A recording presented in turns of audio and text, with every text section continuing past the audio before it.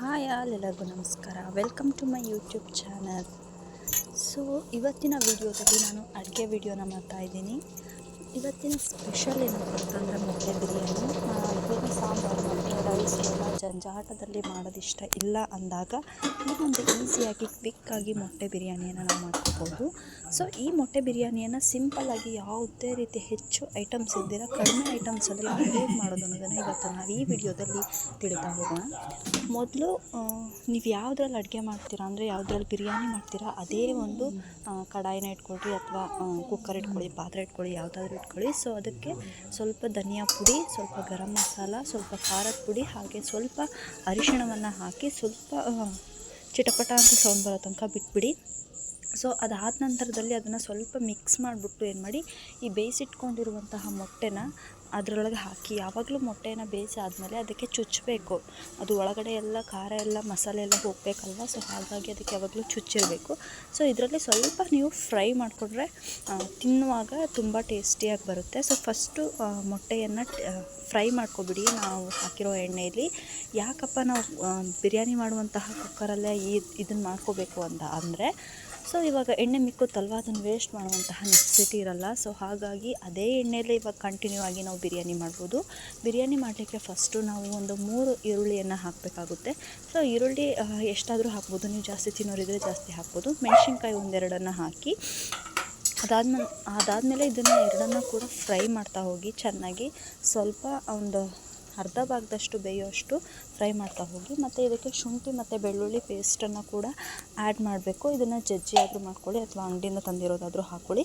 ಚಕ್ಕೆ ಮಸಾಲ ನಾನು ಮುಂಚೆ ಹಾಕಬೇಕಿತ್ತು, ಬಟ್ ಅದಾದಮೇಲೆ ಹಾಕ್ತಿದ್ದೀನಿ, ಏನು ಪ್ರಾಬ್ಲಮ್ ಇಲ್ಲ. ಸೊ 1-2 ಚಕ್ಕೆ ಮತ್ತು ಒಂದು ಲವಂಗ, ಒಂದು 4-5 ಏಲಕ್ಕಿ, ಹಾಗೆ ಒಂದು ಮೆಣಸನ್ನು ಹಾಕಬೇಕು. ಪಲಾವ್ ಎಲೆ ಇದ್ದರೆ ಪಲಾವ್ ಎಲೆ ಹಾಕ್ಬೋದು, ಪುದೀನ ಇದ್ದರೆ ಪುದೀನ ಹಾಕ್ಬೋದು, ತುಂಬ ಚೆನ್ನಾಗಾಗುತ್ತೆ. ಸೊ ನಾನು ಕ್ವಿಕ್ಕಾಗಿ ಈಸಿಯಾಗಿ ಹೇಳ್ತಾ ಇದ್ದೀನಲ್ವ. ಸೊ ಮನೇಲಿ ಇಲ್ಲದೇ ಇರೋ ಐಟಮನ್ನೆಲ್ಲ ತರೋದಕ್ಕಾಗಲ್ಲ, ಇರೋ ಐಟಮಲ್ಲೇ ಮಾಡೋದು ಹೇಳ್ತಾ ಇದ್ದೀನಿ. ಸೊ ಹಾಗಾಗಿ ಇಷ್ಟು ಹಾಕಬೇಕು. ಅದಾದಮೇಲೆ ಸ್ವಲ್ಪ ಧನಿಯಾ ಪುಡಿಯನ್ನು ಹಾಕಿ, ಮತ್ತು ಸ್ವಲ್ಪ ಗರಂ ಮಸಾಲವನ್ನು ಕೂಡ ಹಾಕಿ, ಮತ್ತು 1-2 ಸ್ಪೂನಷ್ಟು ಖಾರದ ಪುಡಿ ಹಾಕಿ. ಖಾರ ಎಷ್ಟು ಬೇಕೋ ಅಷ್ಟು ನೋಡಿಬಿಟ್ಟು ಹಾಕ್ಕೋಬೇಕು ನೀವು. ಅದಾದಮೇಲೆ ಸ್ವಲ್ಪ ಅರಿಶಿಣದ ಪುಡಿಯನ್ನು ಕೂಡ ಹಾಕಬೇಕಾಗುತ್ತೆ. ಸೊ ಇದಿಷ್ಟನ್ನು ಹಾಕಿದ ಮೇಲೆ ರುಚಿಗೆ ತಕ್ಕಷ್ಟು ಉಪ್ಪನ್ನು ಇವಾಗಲೇ ಹಾಕ್ಕೊಬೇಕಾಗುತ್ತೆ, ಮತ್ತು ಆಮೇಲೆ ಹಾಕೋದೇನು ಬೇಡ.